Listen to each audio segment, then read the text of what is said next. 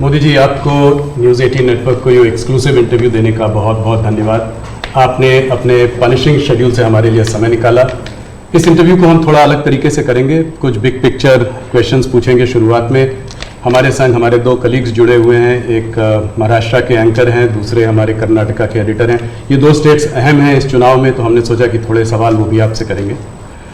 शुरू करते हैं। पहला सवाल। सबसे पहले तो आपको और आपके सभी दर्शकों को मेरा नमस्कार। और मुझे अच्छा लगा कि आपने अपने साथ कर्नाटका और महाराष्ट्र को भी जोड़ दिया है, तो एक प्रकार से आपने मेरी मदद की है, वरना तीनों को अलग अलग इंटरव्यू देता तो शायद मुझे और ज़्यादा टाइम देना पड़ता।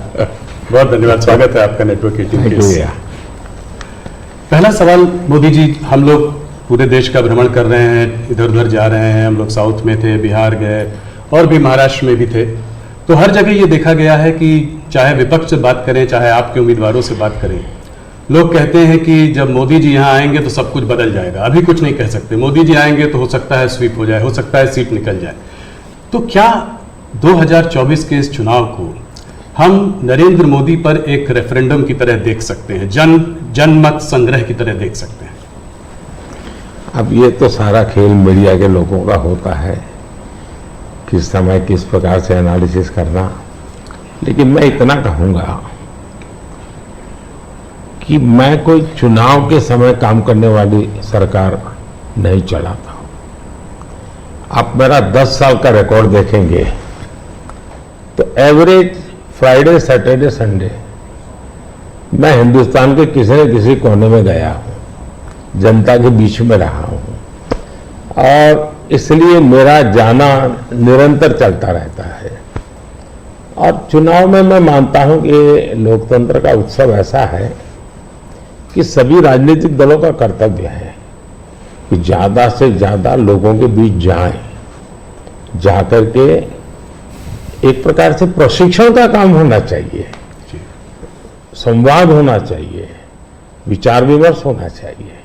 तो मैं एक राजनीतिक क्षेत्र के कार्यकर्ता के नाते चुनाव या न हो, मैं इसे अपना कर्तव्य मानता हूं और इसलिए मैं जाता हूं। जहां तक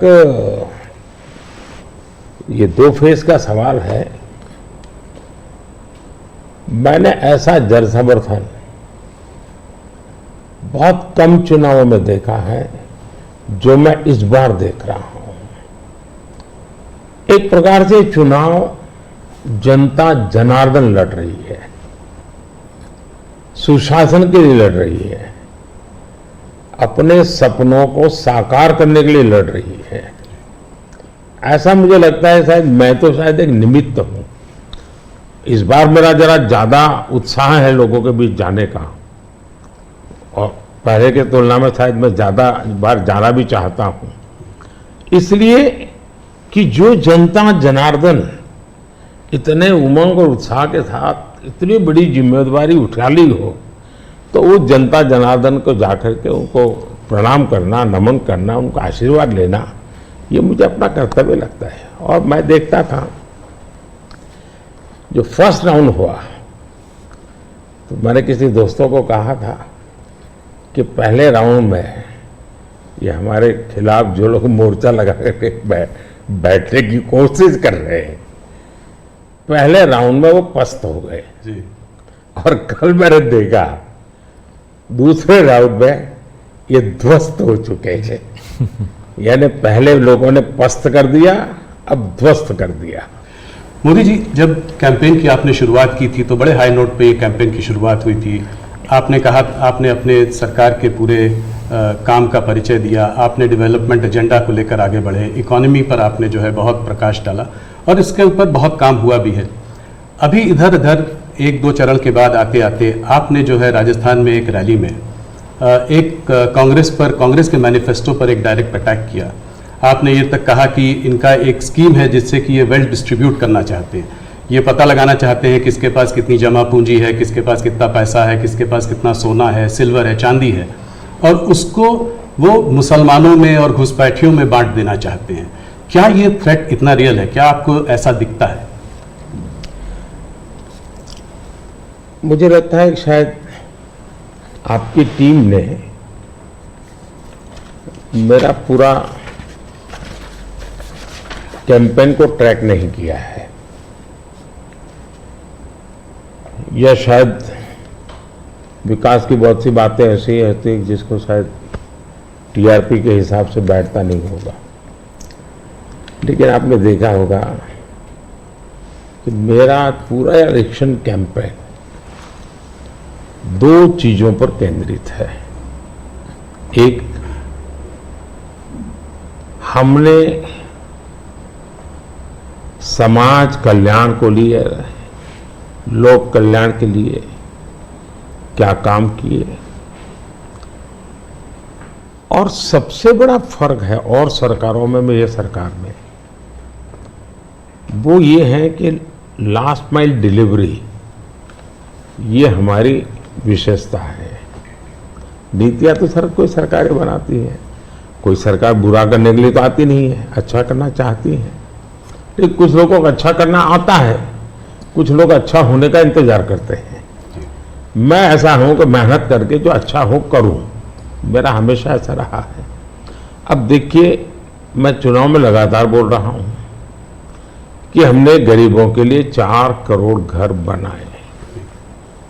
मैं इतना लोगों को कहता हूं कि आप इस चुनाव प्रचार में जाएं तो मेरी मदद करें कि जिसके घर बनाना भी छूट गया हो, हर गांव में एक तो निकलेंगे, उनकी सूची में ये भेजो ताकि जैसे ही मेरा तीसरा टर्म शुरू होगा मैं इस काम को आगे बढ़ाना चाहता हूँ।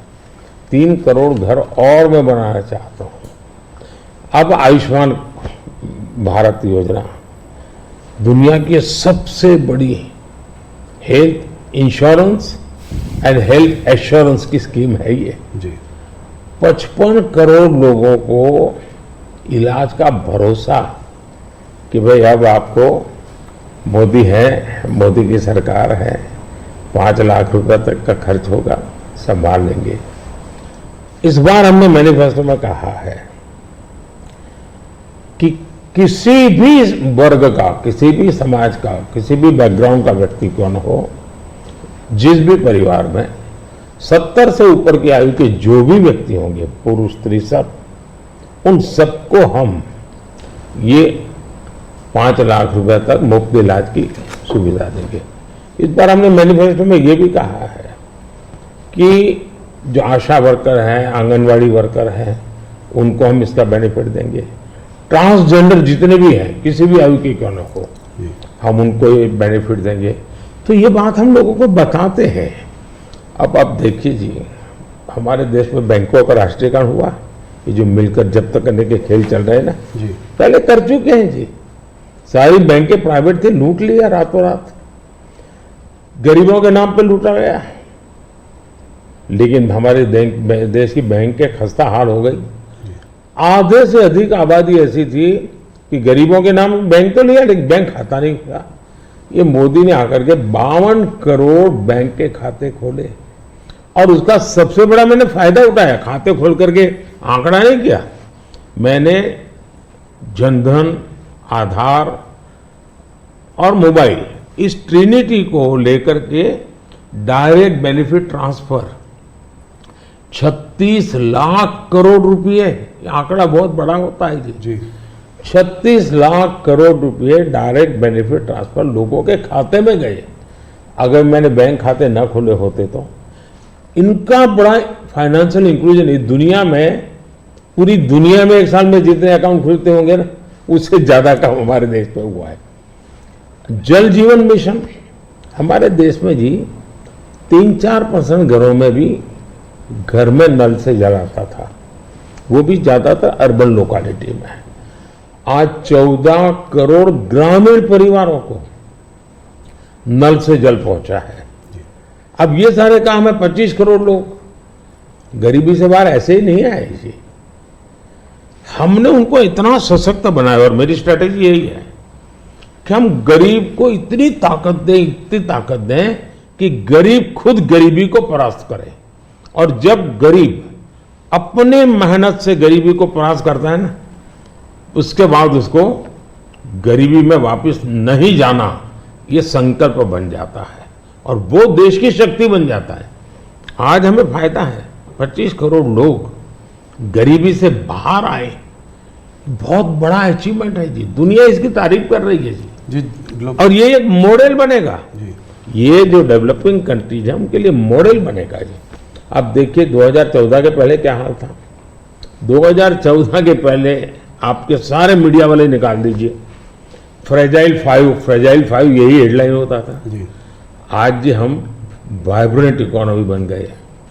IMF ने दुनिया के 150 देशों का समूह, जिसमें चाइना भी है, हिंदुस्तान भी है, जिसको हम कहें कि एक डेवलपिंग कंट्रीज है या जो इमर्जिंग इकोनॉमी वाले देश है, ऐसा का एक समूह का उनको क्लासिफाई करके उन्होंने उसका एनालिसिस किया। बड़ा इंटरेस्टिंग है, यानी एक प्रकार से ये इंडिया का पीयर ग्रुप हम कह सकते हैं। अब देखिए क्या एनालिसिस है।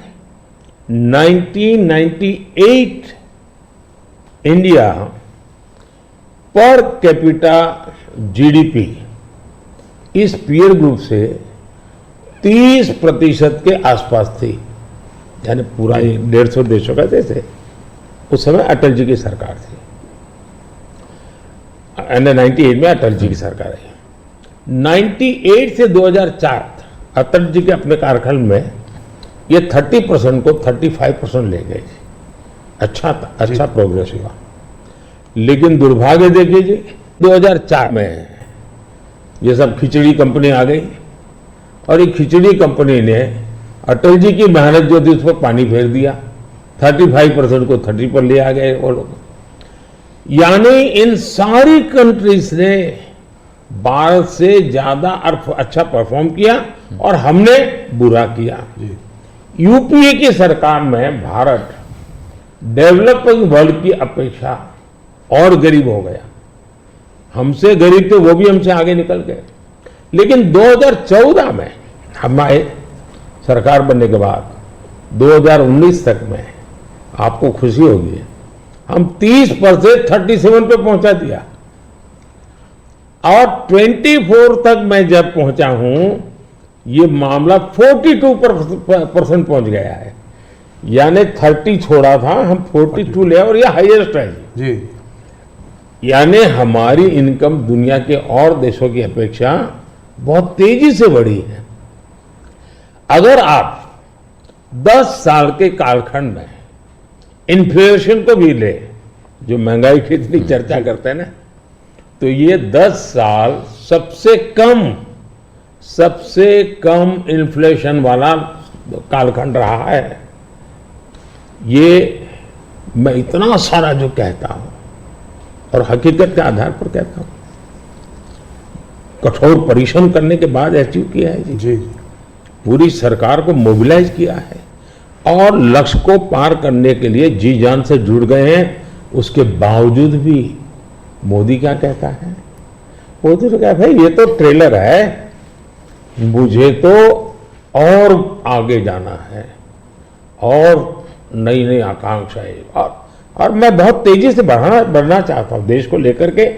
और कांग्रेस का जहां तक मैनिफेस्टो है, कोई मुझे बताए क्या चुनाव के अंदर पॉलिटिकल पार्टियों के मैनिफेस्टो ये कोई शोपीस के लिए होते हैं क्या? सचमुच में तो मीडिया का काम है कि हर एक पॉलिटिकल पार्टी के मैनिफेस्टो की बारीकी से जांच पड़ताल करे। मैं इंतजार कर रहा था कि मीडिया करे। पहले दिन मैंने एक कमेंट तो कर दिया था जी, मैं कोई आज कर नहीं रहा जी, कि भाई मुझे मैनिफेस्टो देख करके लगता है कि इस पर पूरी तरह मुस्लिम लीग की छाप है। तो मुझे लगा कि मीडिया चौंक जाएगा, जो एनालिसिस करने वाले चौंक जाएंगे, लेकिन पता नहीं अब उनकी व्यस्तता कुछ और है। मैनिफेस्टो में उनकी तरफ से जो परोसा गया उतना ही गुड़ी उछालते रहे। फिर मुझे लगता भी ये तो इकोसिस्टम का बड़ा मिलीबग लगता है। अब मुझे सच्चाई लेकर जाना पड़ेगा। मैंने काफी 10 दिन इंतजार किया कि देश इस मैनिफेस्टो में जो बुराइयां हैं उसको कोई न कोई, क्योंकि निष्पक्ष तरीके से आता है तो अच्छा है, आखिरकार मुझे मजबूरन ये सच्चाइयां लेकर के आनी पड़ी। आप देखिए साहब, अब उनके एक महाशय ने अमेरिका में इंटरव्यू दे दिया जी, इनहेरिटेंस टैक्स पर। तो इनहेरिटेंस टैक्स की बात ले आए, 55% टैक्स आपकी प्रॉपर्टी। अब मैं विकास और विरासत की बात कर रहा हूं, ये विरासत को लूटने की बात करते हैं। तो मैं और वेल्थ रिडिस्ट्रीब्यूशन की बात करते हैं, और उनके आज तक का इतिहास है, वो करेंगे क्या? तो फिर मेरी जिम्मेवारी, मेरी रिस्पॉन्सिबिलिटी है कि मैं देशवासियों को बताऊं कि भाई ये इस दिशा में ले जा रहे हैं। अब आप तय कीजिए, जाना न जाना जनता जनार्दन का हक है, लेकिन मेरा दायित्व बनता है कि तथ्य के आधार पर, तर्क के आधार पर, उनकी हकीकतों के आधार पर मुझे बताना चाहिए, वो मैं बता रहा हूं। सैम पिट्रोडा जी ने जो है इनहेरिटेंस टैक्स की बात की, जो हम लोगों की जमा पूंजी है, जब हम अपने लोग पूरा बचाते हैं अपने फैमिली के लिए, जब हम उसको अपने आने वाली जनरेशन को देंगे तो उस पर भी टैक्स लगेगा, और ये टैक्स बहुत बड़ा टैक्स हो सकता है। तो क्या आप कहेंगे कि बीजेपी अगर आएगी तो इस टैक्स को कभी नहीं लागू करेगी? भारतीय जनता पार्टी क्या करेगी, हमारे मैनिफेस्टो में साफ हमने लिख करके लाए हुए। अब उन्होंने कहीं सगुफा छोड़ दिया तो मैं भी वो झंडा लेके घूमूंगा, ये सवाल आपके मन में कैसे आ जाता है? ये भारतीय जनता पार्टी की विचारधारा साफ है जी। हम अपनी विचारधारा के आधार पर कार्यक्रमों को लेकर के, मैनिफेस्टो को लेकर के देश के सामने जाते हैं। कृपा करके ऐसे महाशयों के विचारों को हम पर मत थोपिए भाई। मोदी जी, राहुल गांधी ने एक बात और कही है, वो कहते हैं कि जब वो सरकार अगर उनकी आएगी तो वो एक नेशनल एक्सरे कराएंगे। इसी से जुड़ा सवाल है, इसीलिए मैं पूछना चाह रहा हूँ, एक नेशनल एक्सरे कराएंगे।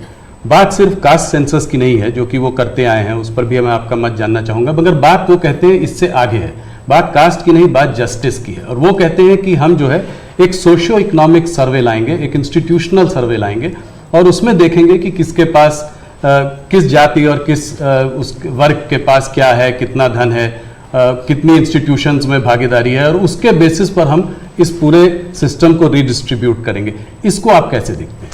सबसे पहले तो इस देश में जो लोग अपने आप को राजनीति के एक्सपर्ट मानते हैं, जो लोग देश के उतार चढ़ाव को बड़ी बारीकी से अध्ययन करते हैं, सबसे पहले उनका दायित्व है कि वो ऐसे लोगों को पूछे कि जिस परिस्थितियों का वर्णन आप कर रहे हो, अगर ये सही है तो 50, 60, 65 साल तो आपने राज किया भाई।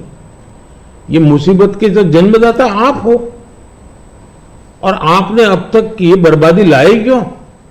पहले उनका जवाब मांगो भाई, नंबर 1। नंबर 2, एक्सरे का मतलब क्या है जी? मतलब हर परिवार में जाना, घर घर छापा मारना, अगर किसी अनाज के डिब्बे में किसी महिला ने अपने गहने छपा के रखे हैं, उसको भी एक्सरे किया जाएगा, उनके गहने ले लिए जाएंगे, जमीनों का हिसाब किताब किया जाएगा, और फिर उसको रिडिस्ट्रीब्यूट करेंगे। ये दुनिया में एक माओवादी विचार ने सब किया हुआ है, दुनिया बर्बाद हो चुकी है जी। ये पूरी तरह अर्बन नक्सल उस सोच का सीधा सीधा प्रगटीकरण है, और इसलिए मैनिफेस्टो आने के 10 दिन तक बाद भी ये जो जमात आए दिन लिखापट्टी करती है ना, वो चुप रही, उनके प्रोटेक्शन में चुप रही है।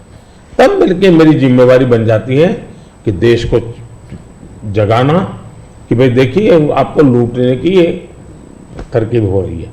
और दूसरा पार्ट है, डॉक्टर मनमोहन सिंह जी वगैरह, उन्होंने हर बार कहा है कि भाई जो भी संपत्ति होगी इस पर पहला अधिकार किसका होगा। तो हिसाब किताब तो साफ है, वो क्या करना चाहते हैं। आपने ये सवाल भी उठाया है। 2006 का एक वीडियो जो वायरल हो रहा है, जिसमें मनमोहन सिंह जी ने कहा है कि गरीब मुसलमानों का पहला अधिकार रिसोर्सेज पर है, ये उन्होंने साफ कहा है। आपने उसको मैनिफेस्टो में भी ये बात पॉइंट आउट की है कि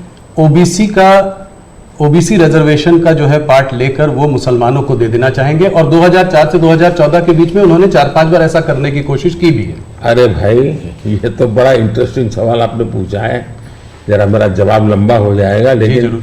देश के लिए मुझे बताना पड़ेगा। बताइए। आप कांग्रेस का इतिहास देख लीजिए। 90 के दशक से ये मांग उठी है देश में। समाज का एक बहुत बड़ा तबका है जिसको लगता था कि हमारे लिए कुछ होना चाहिए, उसके लिए आंदोलन हुए हैं। 90 से पहले कांग्रेस ने पूरी तरह इस बात को खारिज कर दिया, उसका विरोध किया, उसको दबाने की कोशिश की है।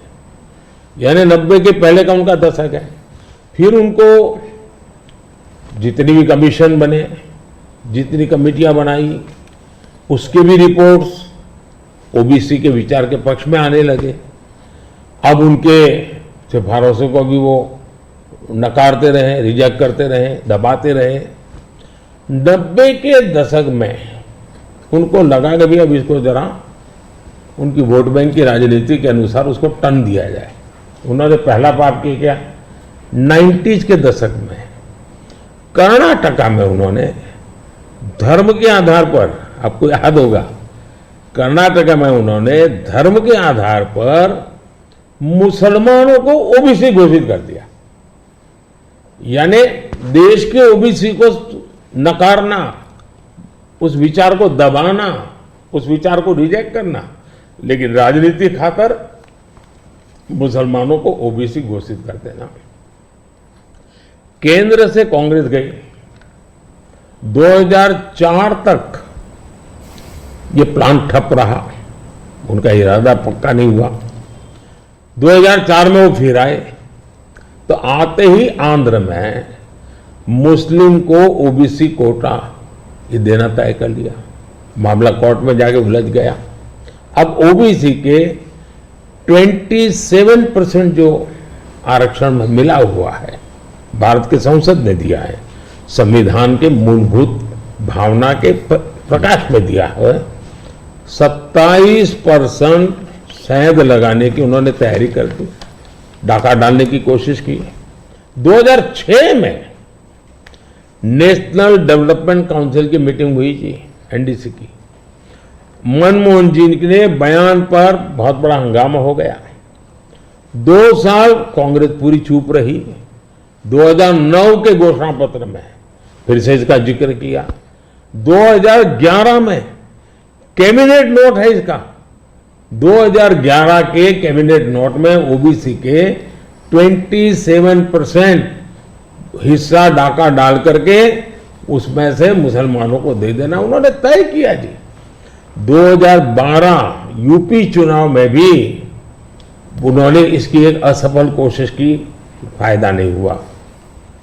2012 आंध्र हाईकोर्ट ने इसको रिजेक्ट कर दिया, रद्द कर दिया, कानूनी जजमेंट आ गया। एससी में गए, सुप्रीम कोर्ट में गए, वहां भी उनको कोई रिलीफ नहीं मिला। 2014 के घोषणा पत्र में भी धर्म के आधार पर आरक्षण की बात कही है, जबकि हिंदुस्तान का संविधान जब बना तब तो कोई आरएसएस वाले, बीजेपी वाले संविधान सभा में नहीं थे। बाबा साहब आम्बेडकर जैसे लोग बैठे थे, पंडित नेहरू जैसे बैठे थे, सरदार वल्लभ भाई बैठे थे, देश के कई महापुरुष बैठे थे। उन सब ने लंबे चिंतन के बाद तय किया था कि भारत जैसे देश में धर्म के आधार पर आरक्षण नहीं दिया जा सकता। 2024 के चुनाव में आप देख रहे हैं उनका मैनिफेस्टो, और मैंने कहा इस पर पूरी तरह मुस्लिम लीग की छाप है, यानी मुस्लिम लीगी नीतियां उन्होंने अपनाना शुरू किया। अब ये जो उन्होंने स्थितियां बनाई हैं, मुझे बताइए कि देश के लोगों को ये जिस प्रकार से संविधान की धज्जियां उड़ा रहे हैं, जिस प्रकार से लोग बाबा साहब आम्बेडकर को अपमानित करते हैं, एससी एसटी के आरक्षण पर भी खतरा, तलवार लटका देते हैं, ओबीसी का तो जीना मुश्किल कर देंगे। क्या मुझे देश की जनता को प्रशिक्षित करना चाहिए कि नहीं करना चाहिए? मैं सभी जो भी विद्वान लोग हैं, जो कलम के धनी हैं, जो निष्पक्ष हैं, उनका ये दायित्व बनता है कि ऐसे समय देश को वो एजुकेट करें, सही चीजें बताएं। कांग्रेस का कहना है कि उन्होंने ऐसा स्पेसिफिकली नहीं बोला है, जो कि उन्होंने मैनिफेस्टो में बोला है, उसमें लिखा है कि इनकरेज और असिस्ट करेंगे स्टूडेंट्स को बिलोंगिंग टू द माइनॉरिटीज। उन्होंने ये कहा है कि will ensure minorities receive there fair share of opportunities, ये बोला है। तो इसको आप कैसे पढ़ते हैं, मतलब उनके मैनिफेस्टो को? मुझे पकड़ने की जरूरत नहीं, मैंने 1990 से आपको हिसाब दिया है भाई जी। 1990 का हिसाब देखोगे, उसके बाद आप क्या कहोगे मुझे? अब मुझे उसमें एनालिसिस करने की जरूरत ही नहीं पड़ती जी। आपको 1990 से लेकर के डॉक्टर मनमोहन सिंह जी के 2009 के बयान तक और सारी चीजों को एक टेबल पर लेकर के देखोगे तो आप बिल्कुल इसमें से क्या निकालोगे भाई? मैं नहीं निकाल रहा हूं जी। हर एक को यही निकालना पड़ेगा भी हाँ, मतलब कि एक करके यहां जाएंगे वो। और ये जो भागीदारी की बात करते हैं इंस्टीट्यूशंस में कि जजेस ओबीसी नहीं है, मीडिया में ओबीसी का रिप्रेजेंटेशन कम है, इसको आप कैसे देखते हैं? अब मुझे बताइए, जो 2014 में हम आए, हमने ऐसी कोई नीति बनाई है क्या जो जिसके कारण किसी को रुकावट हो जाए? तो ये उनके पाप है, उनके पापों को देश भुगत रहा है। अगर उन्होंने सच्चे अर्थ में सेकुलरिज्म किया होता, सच्चे अर्थ में सामाजिक न्याय किया होता, वोट बैंक की राजनीति न की होती, तो ये उनको आज इस प्रकार से झूठे कागजों को लेकर के घूमना नहीं पड़ता। जी। मुझे विश्वास है कि 10 साल से मैं जो कर रहा हूं, स्थिति ऐसी आएगी कि जितनी बातें हैं उनका जवाब हम ही देंगे, कर करके देंगे, हर एक को योग्य न्याय देंगे। आज हमारे पहले देश के राष्ट्रपति आदिवासी कैसे बनेंगे? हमारी सोच के कारण बने। हमें 3 बार राष्ट्रपति बनाने का मौका आया, एक बार अटल जी के समय, 2 बार मेरे समय। पहली बार हमने किसको बनाया? माइनॉरिटी को बनाया, जी बिल्कुल, अब्दुल कलाम जी को बनाया। मुझे मौका मिला पहला तो किसको बनाया? दलित को बनाया। दूसरा मौका मिला तो किसको बनाया? आदिवासी महिला को बनाया। तो ये हमारे आचरण से पता चलता है कि हमारी सोच क्या है। मोदी जी, आपने एक बात और कही है और इसको मैं एक लंबे सवाल से भी जोड़ना चाहता हूं। आपने कहा है कि अगर इनका गठबंधन जो है सरकार बनाएगा तो ये पीएम बाय रोटेशन होगा। ये डिसाइड नहीं कर पा रहे हैं कि किसको पीएम बनाएंगे, तो एक साल के लिए सब लोग पीएम बनेंगे। सवाल मेरा थोड़ा बड़ा है। सवाल ये है कि क्या आपको लगता है कि जिस स्टेज में इंडिया का जो डेवलपमेंट स्टेज है उसमें कोएलिशन गवर्नमेंट काम करेगी या एक स्टेबल गवर्नमेंट ज्यादा इफेक्टिव होगी? 2 अलग अलग सवाल है जी। देखिए, आप कांग्रेस का कैरेक्टर देखिए।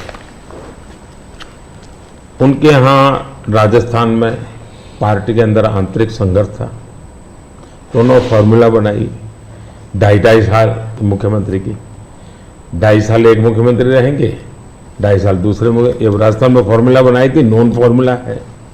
छत्तीसगढ़ में ऐसा उनकी पार्टी के भीतर झगड़ा हुआ तो वहां भी उन्होंने फॉर्मूला बनाई कि 2.5 साल एक, 2.5 साल दूसरा, और उन्होंने मामला संभाल करके गाड़ी चलाई। और ये भी सच्चाई है कि 2.5 साल के बाद वो मुकर गए। जी। यानी खुद की पार्टी के साथ धोखा किया, खुद की पार्टी के अंदरूनी धोखा करने की उनकी प्रवृत्ति, वो तो एक। इसका मतलब ऐसी फॉर्मूला कांग्रेस के दिमाग में होना ये प्रूवन है उसमें। और मैंने अभी कहीं मीडिया में पढ़ा कि उनकी कोई छोटी सी मीटिंग हुई थी, मीडिया में पढ़ा मैंने, और उसमें ये कहा कि भाई अब आज के स्थिति जब मोदी बार बार पूछ रहा है भाई इतना बड़ा देश किसको सुपुर्द करे, आपका नाम तो होना चाहिए ना, इतना बड़ा आप किसी का भी नाम दीजिए जी। कोई तो नाम देना पड़ेगा ना। अरे क्रिकेट की टीम होती है वो भी कैप्टन बताती है, कबड्डी की टीम होती है वो भी कैप्टन बताती है। भाई आप बता नहीं रहे हो कि इतना बड़ा देश दे किसको। और तब जाकर फिर उन्होंने कोई ऐसे फॉर्मूला बनाई है कि भाई 1 ईयर 1 पीएम फॉर्मूला। अब एक पीएम 1 साल रहेगा तो आएगा, पूरी नई सरकार बनाएगा, कैबिनेट बनाएगा, तो फिर शपथ समारोह चलते रहेंगे 5 साल, और क्या होगा जी। और देश संकट समारोह में उलझता रहेगा, वो शपथ समारोह में उलझते रहेंगे। अब कोई देश ऐसे चल सकता है? इतना बड़ा देश जी।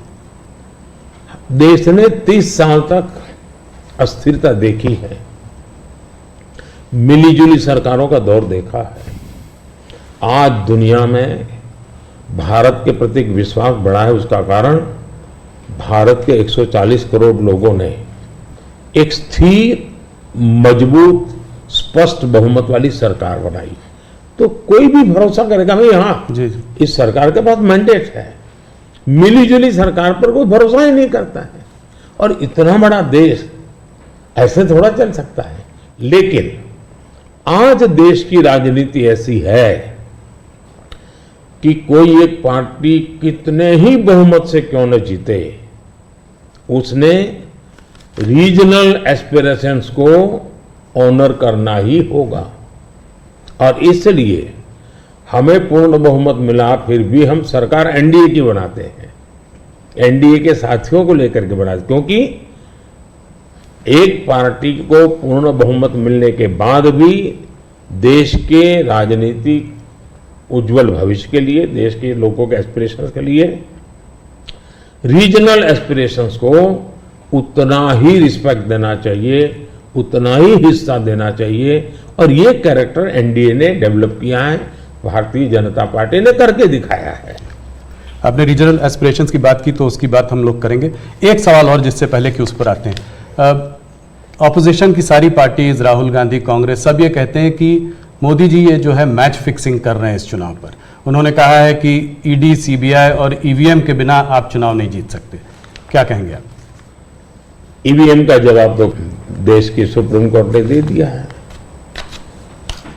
और 2014 में इनके पास ईडी थी, इनके पास सीबीआई थी, तो हार क्यों गए भाई?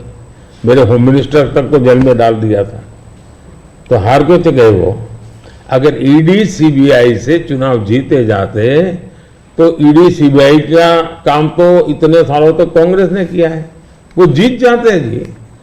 और इतना बड़ा देश एक म्यूनिसिपैलिटी का चुनाव फिक्स नहीं कर सकते हो भाई, जरा करके देखो, ये संभव होता है क्या फिक्सिंग?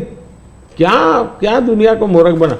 लेकिन दुख इस बात का है कि ऐसी बातें करने वालों को आप मीडिया के लोग उनको पूछने के बजाय हमको पूछते हो। मोदी जी थोड़ा सा, लेकिन इसमें एक बात चौकस है जी, मैं मानता हूं पिछले कई दिनों से इंडिया अलायंस के लोग इतने निराश हो चुके, इतने निराश हो चुके हैं कि अभी उनको बहाने ढूंढना बहुत जरूरी बन गया है। क्योंकि पराजय के बाद भी लोगों के सामने जाने के लिए उनको इसलिए मैं समझता हूं शायद वो अभी से ये सारे तर्क ढूंढ रहे हैं कि पराजय के तर्क क्या होंगे, शायद उसी की उनकी इंटरनल एक्सरसाइज है ये। मोदी जी दो स्टेट्स अहम है इस चुनाव में, एक है कर्नाटका और एक है महाराष्ट्र। कर्नाटका जहां पे अभी आपकी हार हुई थी विधानसभा के चुनाव में, और महाराष्ट्र इसलिए क्योंकि वहां पर एक अजीब सी खिचड़ी बनी हुई है, दो पार्टियां टूटी हैं। मेरे दो साथी मेरे साथ हैं, सबसे पहले शुरुआत करते हैं कर्नाटका से। तो हरिप्रसाद जी जो हमारे वहाँ के एडिटर हैं वो आपसे कुछ सवाल पूछना चाहते हैं। हरिप्रसाद जी स्वागत है आपका। ಕರ್ನಾಟಕದಲ್ಲಿ ನೇಹಾ ಹಿರೇಮಠ್ ಮರ್ಡರ್ ಕೇಸ್ ಬಹಳ ಚರ್ಚೆ ಆಗ್ತಾ ಇದೆ. Neha killed inside the campus by Fayaz. Even JP Nadda ji rushed to her house. आप क्या सोच रहे हैं, ये अभी ये फोकस शिफ्ट हो रहा है क्या? कर्नाटक का चुनाव का फोकस ऐसे इश्यूज को शिफ्ट हो रहा है? देखिए, नड्डा जी का कार्यक्रम वहां चल रहा था और इतनी बड़ी घटना घटी थी, और ऐसी चीजों में हमें वो किस दल के थे, वो कांग्रेस के थे, उसकी बेटी की हत्या हो गई तो हमारा क्या, ये हमारे संस्कार नहीं है, न ही हमारी सोच है, और एक मानवीय संवेदना का विषय है। और मैं मानता हूं कि अच्छा हुआ अध्यक्ष जी ने इतनी चुनाव की आपाधापी में भी उनके सांत्वना देने का प्रयास किया है। ये पूरी तरह मानवीय व्यवहार है। मैं भी अब मैं बताता हूं कि शायद कौन सा चुनाव है मुझे याद नहीं है, लेकिन राहुल जी का कहीं पर हवाई जहाज में कुछ गड़बड़ हुआ तो मुझे पता चला, तो मैंने तुरंत उनको फ़ोन किया। मैंने कहा भाई आपको कुछ दिक्कत हुई है, क्या हुआ है? ये हमारा कर्तव्य बनता है। मैं गुजरात का मुख्यमंत्री था और दमन में मैडम सोनिया जी, फिर हमारे अहमद पटेल साहब, वो सारे लोग, उनका हेलीकॉप्टर एकदम से क्रैश कर गया। मुझे पता चला, मैंने तुरंत फ़ोन किया। मैंने कहा मैं यहाँ से आपको एयर एम्बुलेंस भेजता हूँ। तो अहमद ने मुझे कहा नहीं, अभी बिल्कुल हम लोग सलामत है, ये बात ठीक है, हेलीकॉप्टर को नुकसान हुआ है लेकिन हमें कोई तकलीफ नहीं हुई है। एक बार सोनिया जी काशी गई थी इलेक्शन कैंपेन में और वहाँ उनको तबीयत एकदम खराब हो गई, तो मैंने तुरंत यहाँ से सबको भेजा। मैंने कहा भाई देखो क्या मामला है, या तो हवाई जहाज दो उनको। तो ये एक तो मेरे संस्कार भी हैं। अब मैं मानता हूँ कि ये राजनीति से परे होते हैं चीज़ें।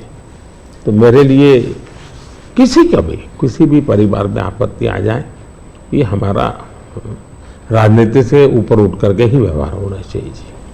Sir, regarding the guarantee schemes, in Karnataka, Congress promised 5 guarantees, and they, after coming to power, they delivered that one. They, as per their promise, they are delivering that one. Now, whereas in BJP is more. In the last election, you lost there. Only 66 seats you were able to win there. BJP able to win there. Now again, Yediyurappa जी का leadership और उसका बेटा का leadership में ज़्यादा focus हो रहा है। इसका वजह से थोड़ा सा बीजेपी के अंदर भी कुछ लोग नाराज भी है उधर। वो एक्चुअली आपका मन में कर्नाटक में अभी बीजेपी कितना सीट जीत सकते हैं, क्या है? नंबर 1, यस, कर्नाटका की जनता पश्चाताप कर रही है कि हमने इतनी बड़ी गलती कर दी, इनको बिठा दिया। तो जन समर्थन हमारा कम नहीं हुआ है, जन समर्थन हमारा बढ़ा है। लेकिन इन्होंने इतने ही कम समय में सीएम कौन, अभी भी वो बात सेटल नहीं हुई है। शपथ हुआ है सीएम का, लेकिन सेटल नहीं हुआ है। अपने आप को सीएम मानने वाले लोग बहुत है उसमें। अब कानून व्यवस्था देखिए, चरमरा गई है, बम ब्लास्ट हो रहे हैं, हत्याएं हो रही हैं, आर्थिक स्थिति पूरी तरह कंगालियत की स्थिति में है।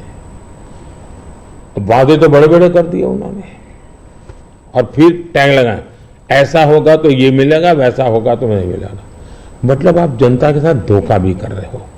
जब हमने कहा कि भाई हम इन लोगों को आयुष्मान कार्ड देंगे, मतलब देंगे, फिर इफ्स एंड बट लगा करके उसमें बेईमानी नहीं करनी चाहिए। अभी जब हमने कहा कि हम 70 साल से ऊपर के किसी भी वर्ग के व्यक्ति होंगे, इनको आयुष्मान कार्ड देंगे, मतलब देंगे। आप में ये हिम्मत होनी चाहिए। उन्होंने किसानों की जो योजना थी वो रद्द कर दी, किसान सम्मान निधि। कोई कारण नहीं है इस प्रकार से करने का। अब आप कोई सोच सकता है, जब बेंगलुरु दुनिया में हमारा बहुत बड़ा देश की इज्जत बढ़ाने में बेंगलुरु का बहुत बड़ा रोल है। दुनिया में जब जाते हैं ना, तो बेंगलुरु कहते ही ऐसा लगता है वो जैसा परिचित है। टेक हब के रूप में जाना जाता था, आपने देखते ही देखते इसको टैंकर हब बना दिया। और टैंकर में भी माफियाशाही चल रही है, पानी के लिए लोग तरस रहे हैं। अगर ये जो हालत उन्होंने कर दी है, अब युवाओं के स्कॉलरशिप आपने संख्या भी कर दी, अमाउंट भी कम कर दी। यानी एक के बाद एक आपने ऐसे नेगेटिव काम किए हैं। जिन मुद्दों को लेकर के वोट मांगा, उन मुद्दों को आप वोट दे नहीं पा रहे हैं। अच्छा, डेप्यूटी सीएम वो अपने भाई के लिए वोट मांग रहे हैं और वो खुद सीएम बन सके इसलिए सब खेल खेल रहे हैं। वो सीएम से हटे इसके लिए भी खेल खेले जा रहे हैं। जहां तक भारतीय जनता पार्टी का सवाल है, हम टीम स्पिरिट से काम करने वाले लोग हैं। भले मेरी टीम ने मोदी को आगे किया, लेकिन मेरी पूरी टीम काम कर रही है जी। उसी प्रकार से येडियुरप्पा जी हमारे वरिष्ठ नेता हैं, लेकिन काम पूरी टीम कर रही है और टीम मेहनत करती है, लोगों को विश्वास भी है और हम आगे बढ़ रहे हैं।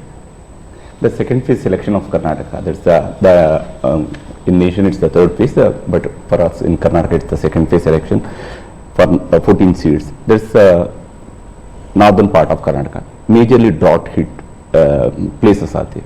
Now regarding this drought, बारे में already Congress is claiming that we went to Supreme Court.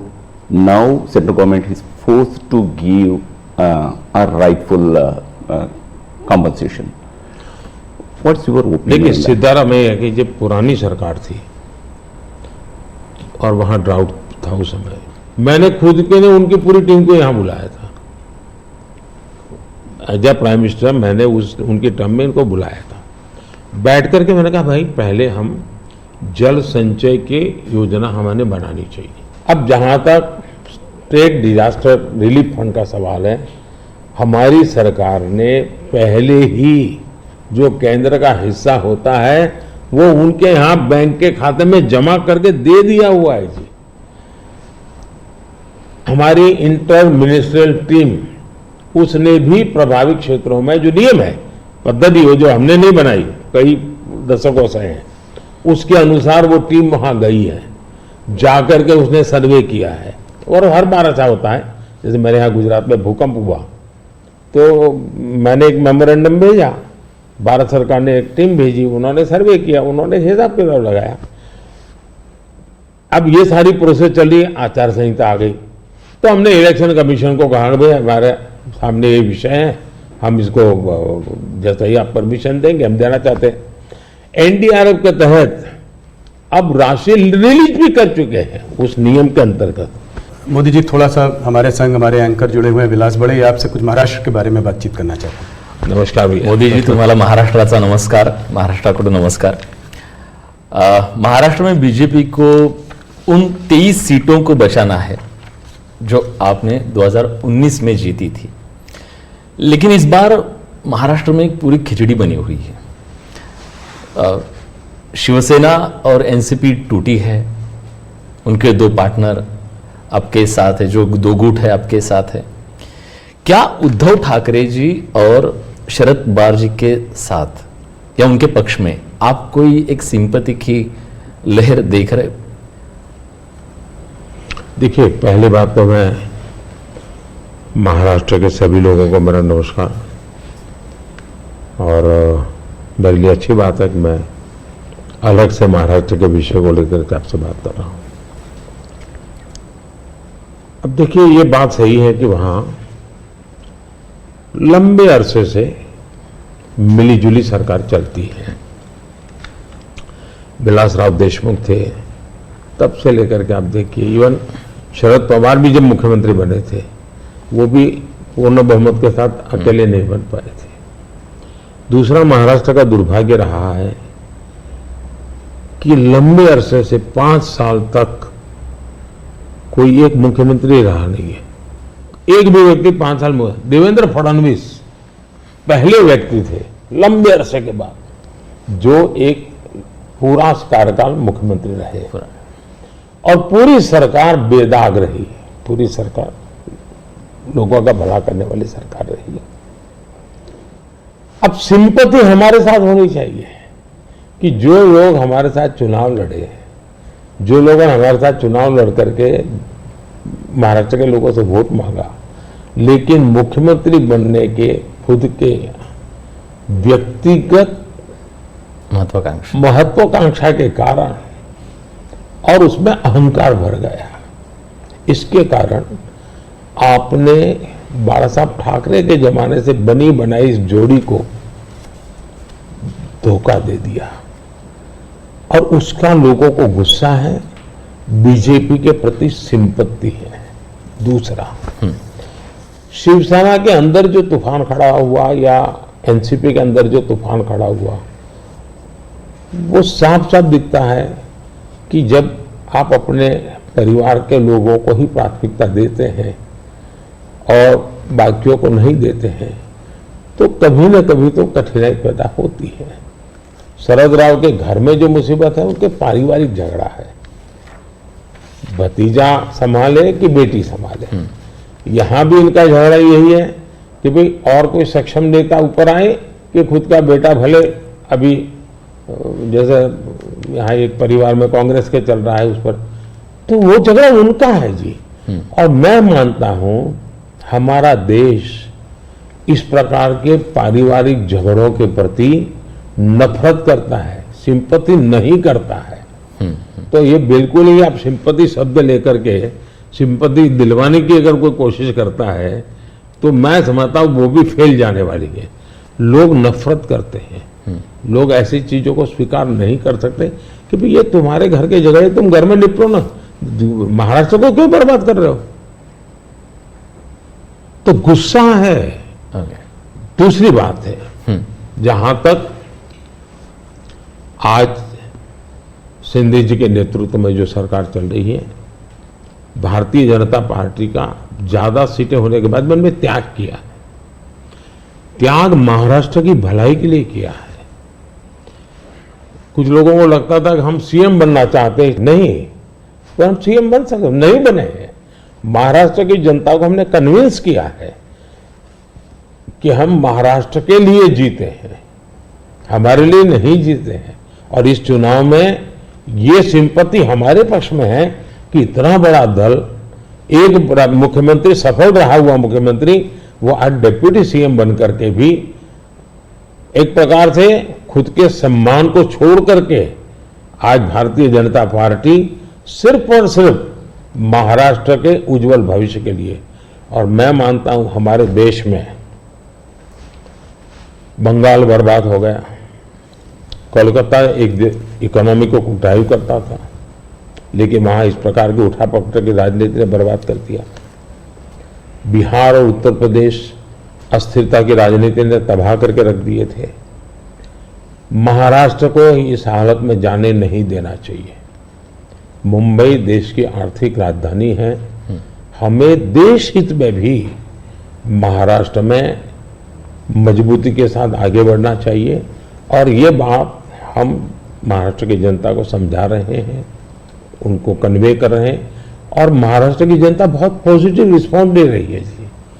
Okay, Maharashtra में बीजेपी, शिवसेना और एनसीपी की महायुति बनी है, लेकिन इस चुनाव में आखिरी समय तक सीटों की खींचातान बहुत चल रही है। अभी तक टिकट का वितरण भी बहुत जगह पे नहीं हुआ है। ये महायुति पर एक बड़ा सवाल नहीं है खड़ा करता?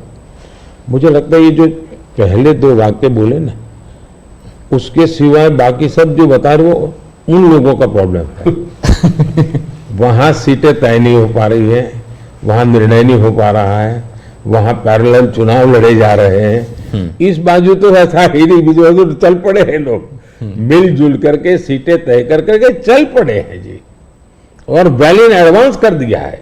शिवसेना, बीजेपी और एनसीपी, ये तीनों ने इसको कर लिया है। सामने जो नकली पार्टियों का मेला मिलाप है वहां नहीं हो पा रहा है जी, उल्टा है। कितनी सीटें देखते हैं आप महाराष्ट्र में? पिछली बार 41 आई थी, इसलिए पूछ रहा हूं सवाल। हम बहुत ताकत के साथ आगे बढ़ रहे हैं, वोट भी बढ़ेगा, सीट भी बढ़ेगी। सर, 2017 में आप ही की सरकार ने शरद पवार जी को पद्म विभूषण दिया था, जो देश का सेकेंड हाईएस्ट सिविलियन ऑनर है। लेकिन पिछले मंगलवार को शरद पवार जी ने एक कह दिया, मराठी में ते मराठीत असं म्हणाले की मोदी जी देशाचे नवे पुतीन आहेत, आप नए पुतीन बन रहे हैं। आप इस कमेंट को कैसे देखते हैं? मैं उनका आदर करता हूं, आज भी करता हूं। हाँ। और मैं मानता हूं सार्वजनिक जीवन में लंबे अरसे तक जिन जिन लोगों ने काम किया है वो हमारे साथ रहे न रहे, हमारे विरोध बने, वो अलग बात है।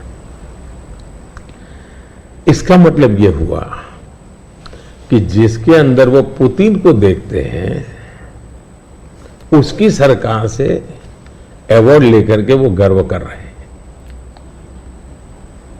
ये तो बहुत बड़ा कॉन्ट्राडिक्शन है भाई। लेकिन वो गर्व कर रहे हैं।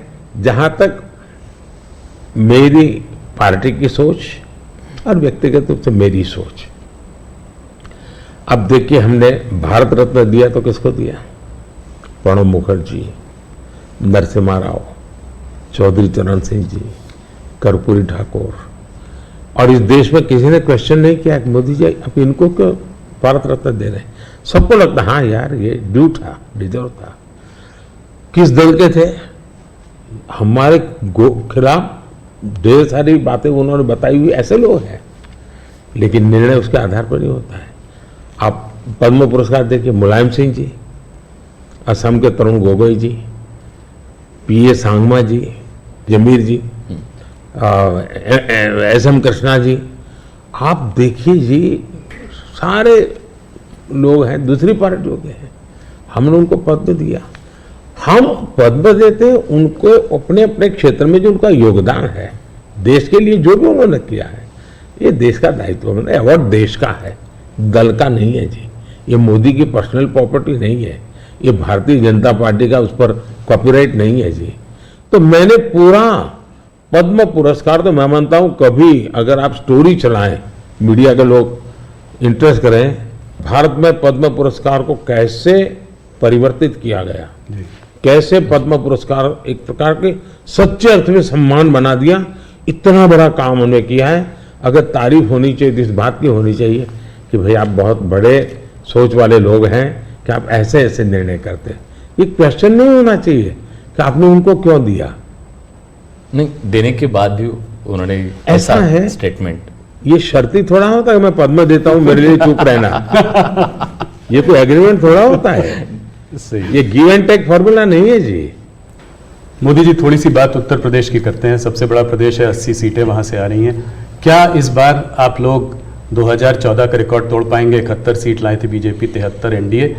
इस बार अगर देखें तो अखिलेश और राहुल साथ में चुनाव लड़ रहे हैं और दमखम के साथ जो है पूरे परिवार को उन्होंने वहां से उतारा है। खुद कन्नौज से लड़ रहे हैं अखिलेश जी, डिम्पल मैनपुरी से लड़ रही हैं, फिरोजाबाद, आजमगढ़, तमाम जगह से उनके परिवार के लोग लड़ रहे हैं। हो सकता है कि कहते हैं कि गांधी लोग भी शायद वापस अमेठी और रायबरेली से लड़े। तो इस उसमें आप इस चुनाव को कैसे देखते हैं? राहुल जी, आप जितने गर्व से सब उतरे हैं, सब उतरे से 4 बार बोल रहे हैं, नहीं गर्व से ये मजबूरी है कि क्या है? परिवार के लोगों को उतारना पड़ रहा है, ये मजबूरी है। ये उनका मूल कैरेक्टर के इसके सिवा उनके पास कोई है ही नहीं। फैमिली मेंबर्स के लिए लड़ना, फैमिली मेंबर के लोगों के लड़वाना, यही खेल है। अच्छा, ये पहले इकट्ठे नहीं आए क्या भाई? पहले भी इकट्ठे आ चुके हैं, बार बार इकट्ठे आ चुके हैं।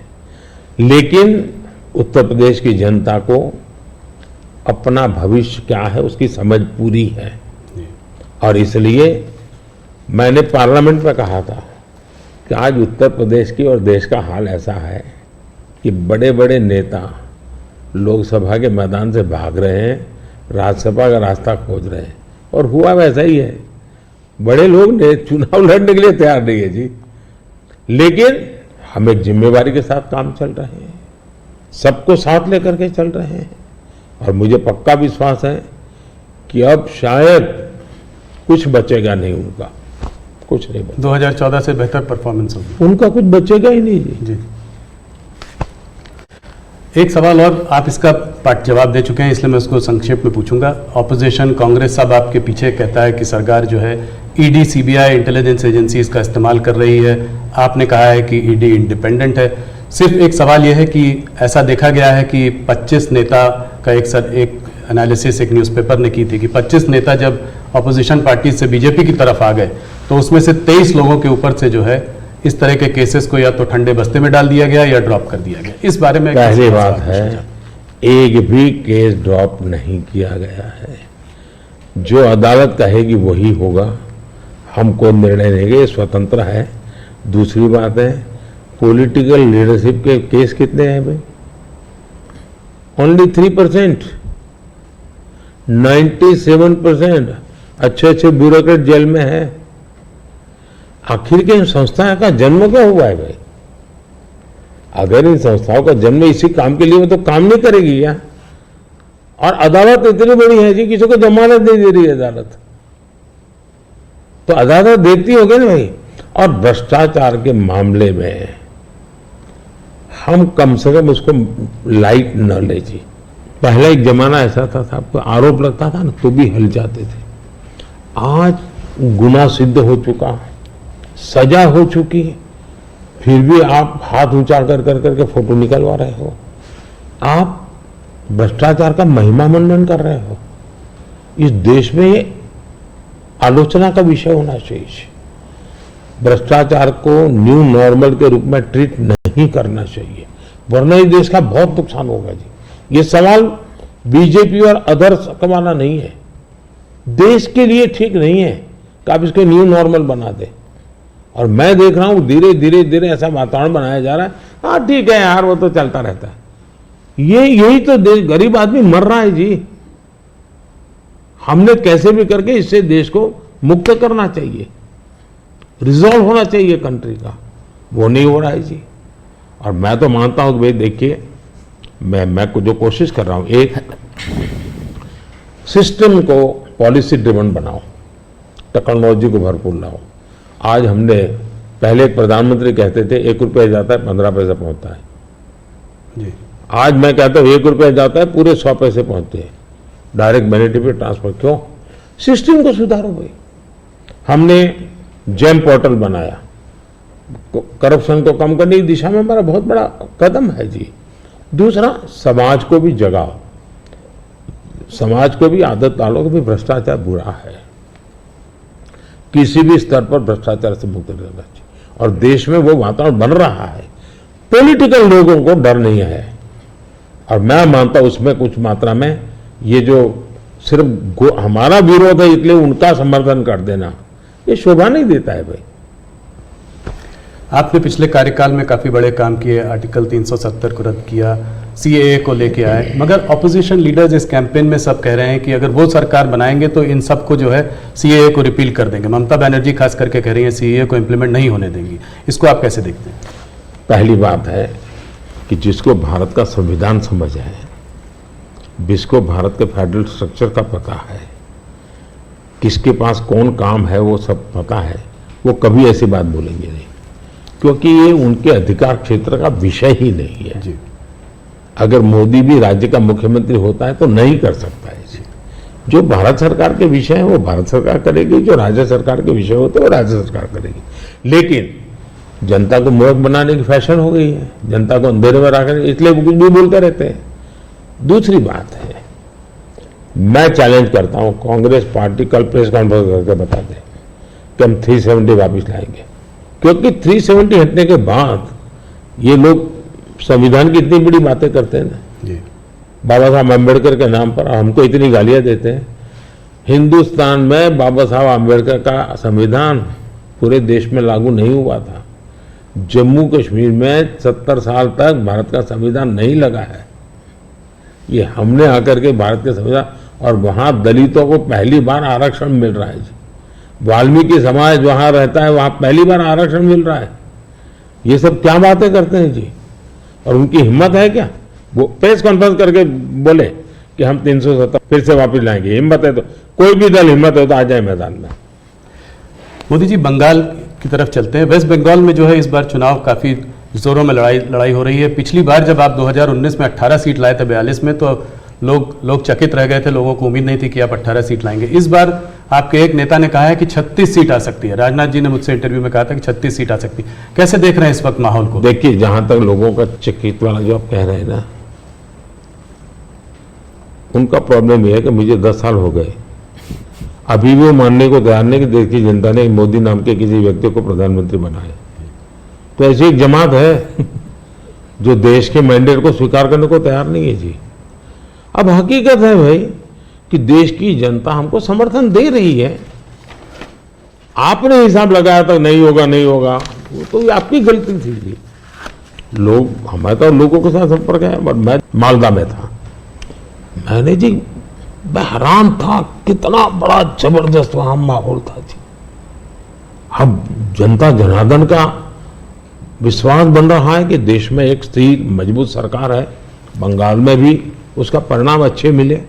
और टीएमसी के शासन में महिलाओं पर जो अत्याचार हो रहे, संदेश खाली की जो घटना है पूरे देश को हिला दिया है जी, और उसका गुस्सा निकलना ही निकलना है मतदान में। आखिर जनता के पास तो मताधिकार है, उससे से अपना गुस्सा निकालेंगे जी। तो गुस्सा निकलना है, बहुत स्वाभाविक है।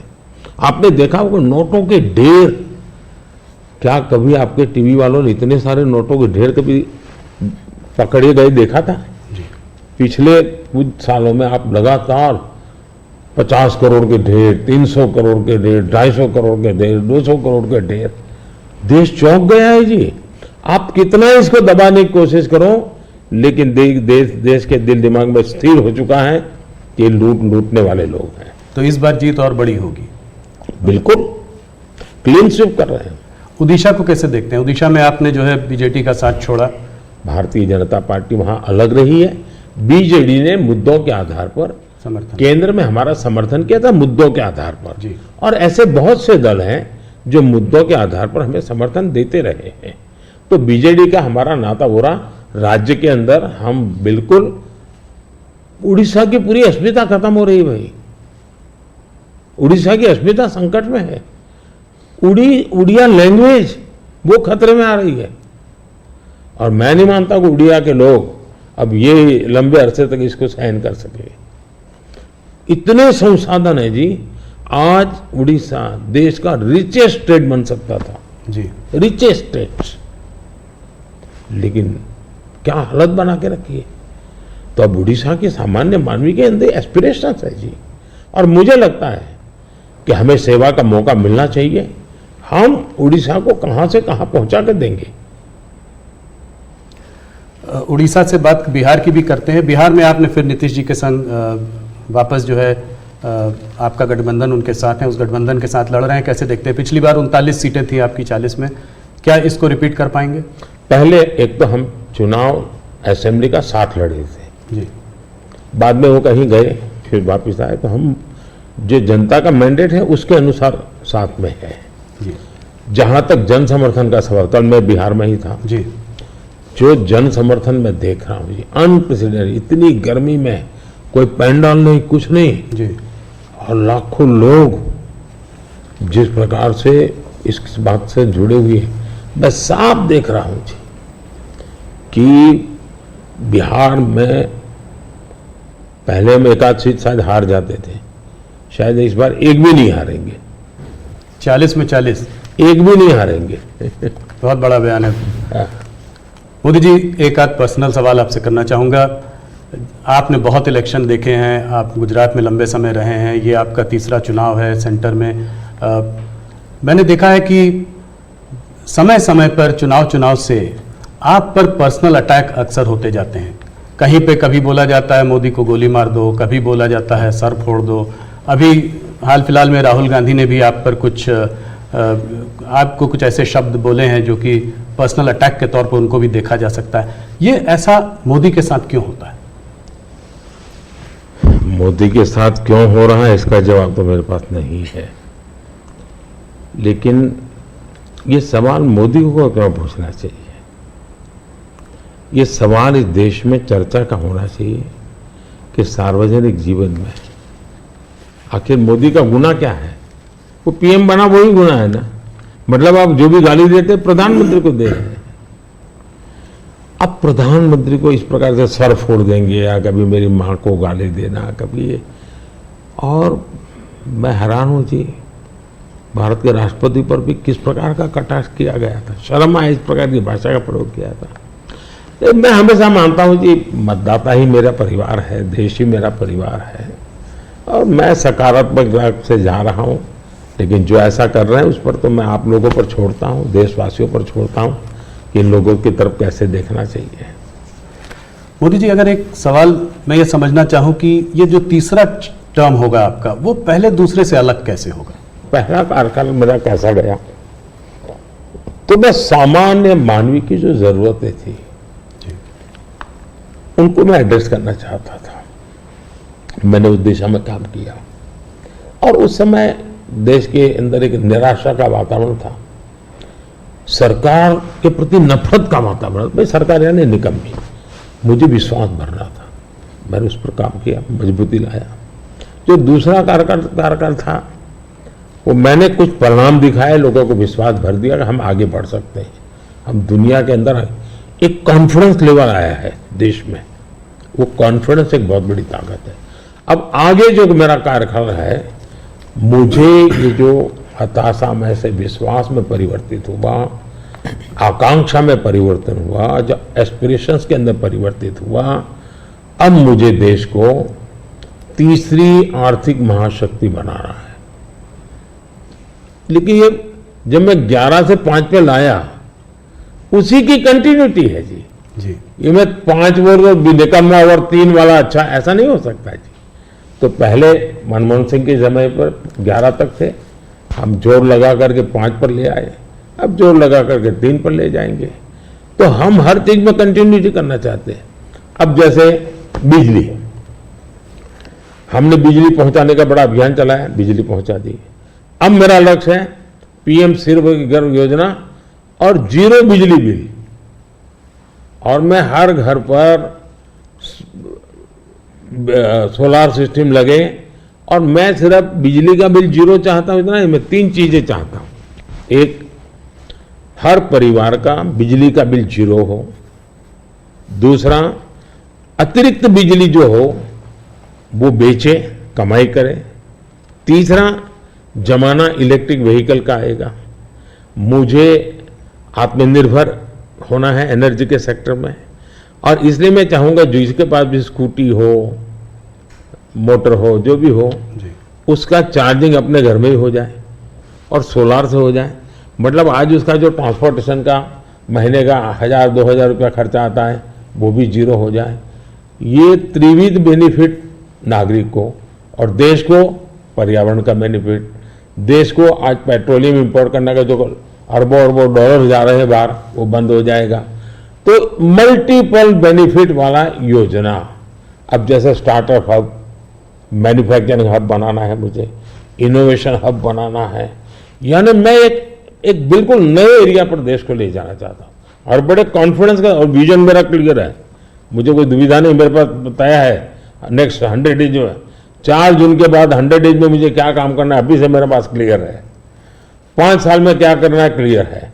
2047 में विकसित भारत बने, क्लियर है। इसलिए मैं कहता हूं 24/7 फॉर 2047, ये मेरा मिजाज है। इस पर अलग से एक चर्चा करनी पड़ेगी आपको हमारे ग्रुप के साथ। आज विलास मुझसे सुबह एक सवाल पूछ रहे थे, मैंने कहा आप मोदी जी से खुद ही पूछना डायरेक्ट।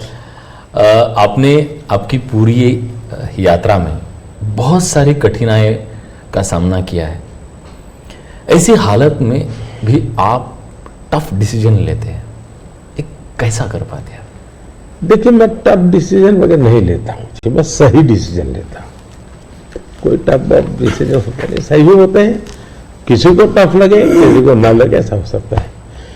लेकिन फिर भी मैं सोचता हूं कि ये सब कैसे होता है। जैसा अचरज आपको होता है, मुझे भी होता है कि मोदी ये कैसे करता है।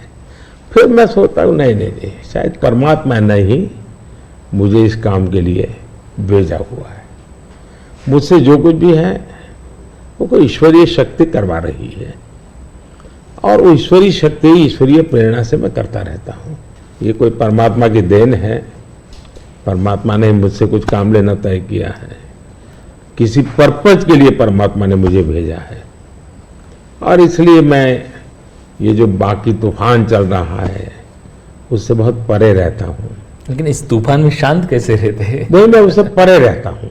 मुझे शायद परमात्मा ने यही राह दिखाई है कि तुम उन चीज़ों में मत उलझो, तुझे कोई बड़ा काम करना है, तुम अपने काम में लगे रहो। तो परमात्मा का निर्देश है, परमात्मा की इच्छा है, परमात्मा की योजना है, और शायद ये उसी का मैं एक निमित्त हूँ, कुछ नहीं हूँ। Thank you. इसी से जुड़ा सवाल था कि आपको हम लोग देखते हैं, हमको आपका शेड्यूल मिलता है, आप इतना ट्रैवल कर रहे हैं, दिन में 5, 4, 6 रैली, वो भी कोई इस प्रदेश में तो कोई दूसरे प्रदेश में। तो इस सब में आप फिट कैसे रहते हैं? कौन सी ऐसी शक्ति है जो आपको ये दृढ़ संकल्प दे रही है आगे बढ़ने का? पहली बात तो मैंने कहा ना कि ये मैं नहीं कर रहा हूँ जी, ये ईश्वर ने तय किया हुआ है। ईश्वर ने मुझे शायद इसी काम के लिए भेजा है, क्योंकि मैं जिस परिवार में पैदा हुआ हूँ जी, मेरी माँ ने कुछ पढ़ी लिखी नहीं थी, उसे स्कूल नहीं देखा था, मेरा कोई पॉलिटिकल बैकग्राउंड नहीं है, और इतना बड़ा देश, इतना काम ईश्वर नहीं करेगा तो कौन करेगा। और मेरे लिए दो ईश्वर हैं, एक जिसको हम देख नहीं पाते हैं और दूसरे वो जो जनता जनार्दन है। मैं जनता जनार्दन को भी ईश्वर का ही रूप मानता हूँ, और दूसरा परमात्मा के प्रति मेरी अपार श्रद्धा है। शायद परमात्मा ने मुझे इस काम के लिए भेजा है, जनता जनार्दन ने आशीर्वाद दिया है, शक्ति दी है। जहां तक मैं काम क्यों कर पाता हूं, मैं मेरे लिए जीता नहीं हूं, न मैं मेरे लिए जन्मा हूं। तो मेरे मन में हमेशा रहता है कि मुझे जितना समय मिला है उसका पल पल मैं देश के काम आऊं। जहां तक मैं दौड़ता मैं मानता है लोकतंत्र एक बहुत बड़ा उत्सव है, फेस्टिवल है जी। ये जनता जनार्दन के दर्शन करने का अवसर है जी। हमें मौका लेना चाहिए, जितना जनता जनार्दन के दर्शन कर सकते करना चाहिए। लोकतंत्र का एक उत्सव है जिसमें संवाद होना चाहिए जितना ज्यादा। तो मैं इसको एक, वैसे हम घर में कोई बड़ी पूजा करते हैं ना, कैसे इन्वॉल्व होते हैं, मेरे लिए पूजा का समय है। मेरे 140 करोड़ देवता, उनकी मैं पूजा कर रहा हूं, उस भाव से मैं चलता हूं, लगा रहता हूं उनमें, वो खप जाता हूं और थकता नहीं हूं, भगवान को देख के आता हूं। मोदी जी बहुत बहुत धन्यवाद आपका, आपने अपने समय इतना समय निकाला। आपके नारे की तरह इस बार हमारा भी एक नारा है, अगली बार सिर्फ न्यूज़ 18 पर आर पार। बहुत बहुत धन्यवाद, आपने हम लोगों को समय दिया। चलिए, बहुत बहुत धन्यवाद। धन्यवाद। सगळ्यांना माझे नमस्कार। सगळ्या महाराष्ट्रातल्या जनतेला